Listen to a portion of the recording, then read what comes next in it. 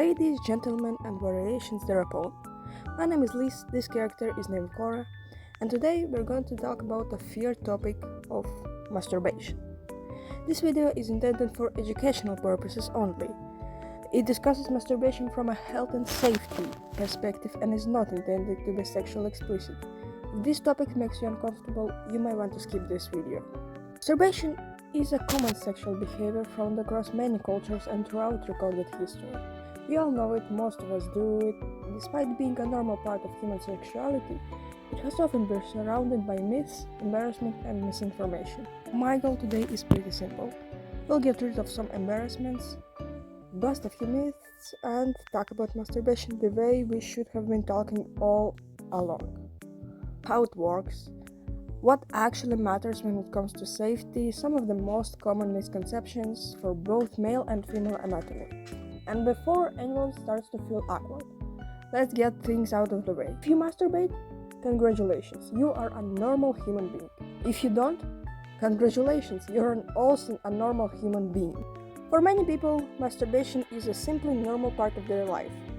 Researchers suggest that it may help some people relax, reduce stress, improve mood, or make it easier to fall asleep. But these effects aren't universal, and masturbation isn't something you need to do for good health. Some people do it frequently, some do it rarely, some don't do it at all, and all of those are okay. The important thing isn't whether you do it or not, is that if you choose to, you understand how to take care of yourself and don't feel ashamed about it. Before we talk about masturbation itself, let's talk about something even more important: basic hygiene. Whether you're sexually active, masturbate regularly, or don't do it at all, keeping your genitals clean is simply part of taking care of your body. Now, for people with a penis, washing the area regularly with warm water is usually enough. If you have foreskin, gently retract it and wash underneath. Then return the foreskin back to its normal position. Don't force it. The area underneath can collect natural oils and dead skin cells. Regular cleaning helps prevent irritation and unpleasant smells. For people with a vulva, the outside should be washed gently with water. The vagina itself, meaning the inside, is self-cleaning. You don't need to wash it.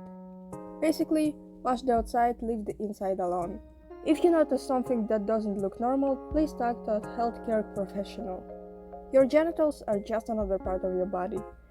Taking care of them shouldn't be any more embarrassing than brushing your teeth or washing your hair. There's one thing people don't talk about enough. Consent also applies to yourself.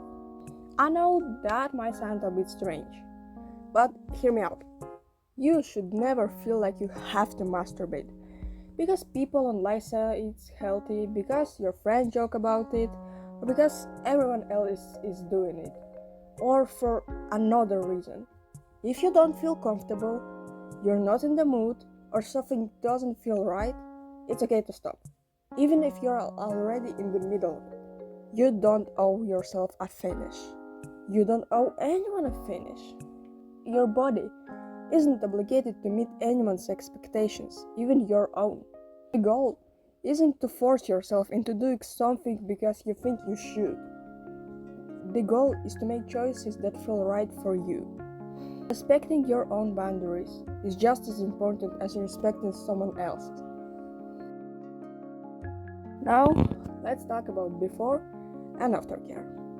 Before you start, the biggest thing is simple: just wash your hands. Taking 20 seconds to wash your hands can help reduce the chance of irritation or infection. If your nails are long or have sharp edges, be extra careful. Small scratches can happen more easily than you think. Also, take into consideration that our phones are probably the dirtiest thing in our house. And I bet that computer mouse wasn't cleaned that good after the last sweaty game night. Make sure to reduce the amount of phone to body switch. Try to wash your hand with wet tissue before switching or sanitize the device before starting. Afterwards, there's usually not that much you have to do. If you like, you can gently clean away bodily fluids with water. Our community is filled with all sorts of different people. And yes, some of us have fetishes. Some of them are pretty unusual. I'm not here to judge you. My goal isn't to tell what you should or shouldn't enjoy. My goal is to encourage you to understand your own interests, and if you choose to explore them, understand the risk involved. Curiosity isn't dangerous. Going into something without understanding the risk can be. So, before trying anything new, take some time to research it using relatable health information. Understand what can go wrong, what warning signs to look for, and how to reduce the risk. A few minutes of research can potentially prevent an injury that takes weeks to recover from. The basic rules are pretty simple. Reduce the amount of bacteria around sensitive areas. Don't put random objects where they don't belong. Don't ignore the pain. Give injuries time to heal. Monitor your condition. And if something doesn't feel right, stop. One particularly important rule for some of you: if something has been in the contact with anus, don't move it directly to the vagina without cleaning it or changing the barrier first. The anus naturally contains lots of bacteria, including bacteria that can cause infection if they're introduced into the vagina, urethra, or other sensitive parts of your body. So please be careful about what goes where and out of where.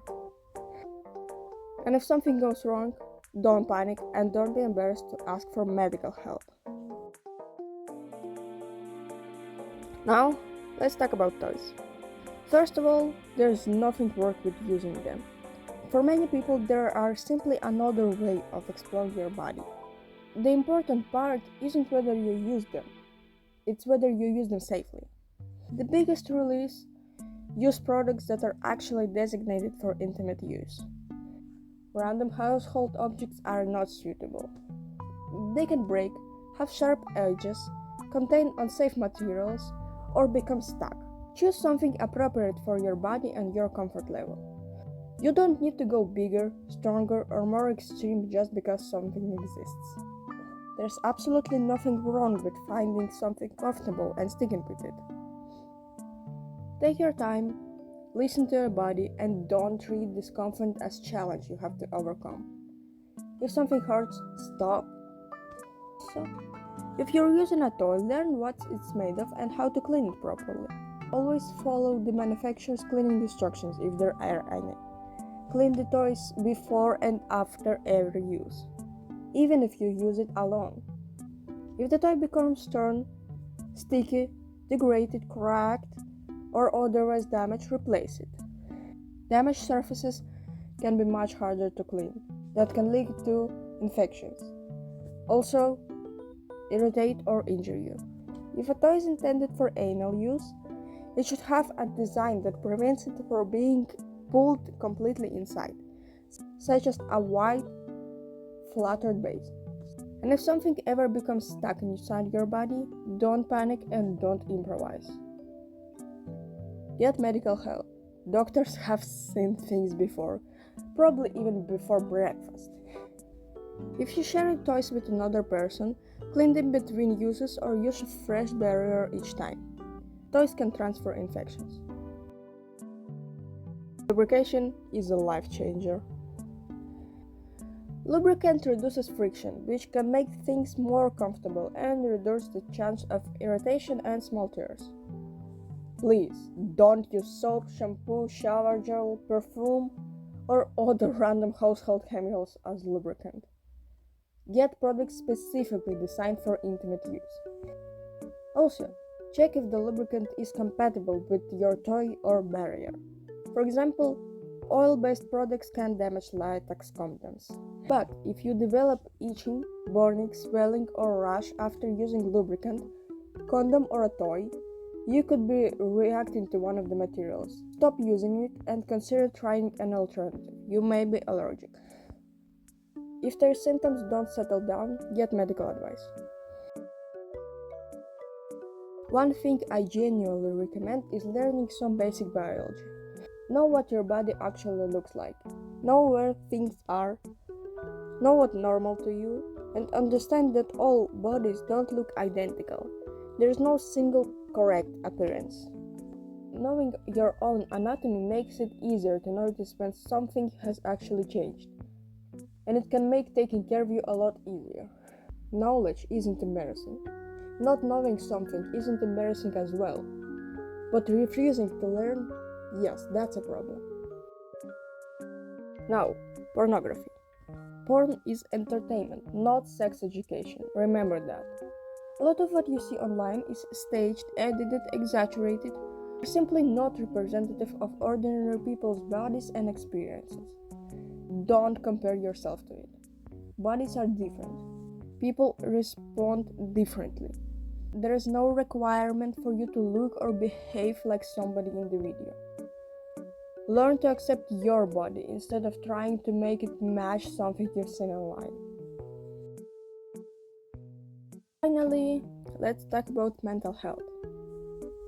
Especially when you're young, sexual feelings can sometimes be confusing or intense.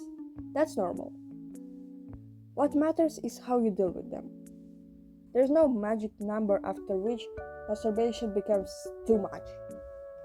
It becomes a problem when it starts interfering with your own life. For example, your relationship, school, work, sleep, responsibilities, or general well-being, when it causes you significant distress. If that happens, it's okay to seek help. There's no shame in talking to a healthcare professional. And if you feel like something is abnormal, don't ignore it. You know your body better than anybody else. Enough about prevention. What happens if something actually goes wrong? First off, of course, don't panic. Minor irritations can happen. Give your body time to recover and don't keep irritating the area. But if you have persistent bleeding, severe pain, significant swelling, a deep wound, something stuck inside of you, fever, pus, or symptoms that keep getting worse, it's not a walk it off situation. Get medical help immediately. And please, again, don't be embarrassed to talk to a doctor. They've seen things worse. And that's basically the whole point of this video. Masturbation isn't something you need to be ashamed of. And it also is not something you need to do just because everyone else seems to be doing it. Learn how your body works. Respect your own boundaries. Keep things clean. Don't ignore the pain. Don't be afraid to stop. And if something genuinely goes wrong, get help. Take care of yourself. Don't judge yourself. And please, do a little research before putting something questionable anywhere it probably shouldn't be. This video was made due to unfortunate personal experience. Back when I started to learn my own anatomy, I made a lot of mistakes that led to lifelong issues. I wish I hadn't spent more than 5 years trying to learn all of that. Learning to respect myself and my body. I wish I had someone to explain it to me. And I hope today I became someone like this to you. That's all for today. See you next month and stay weird, kittens!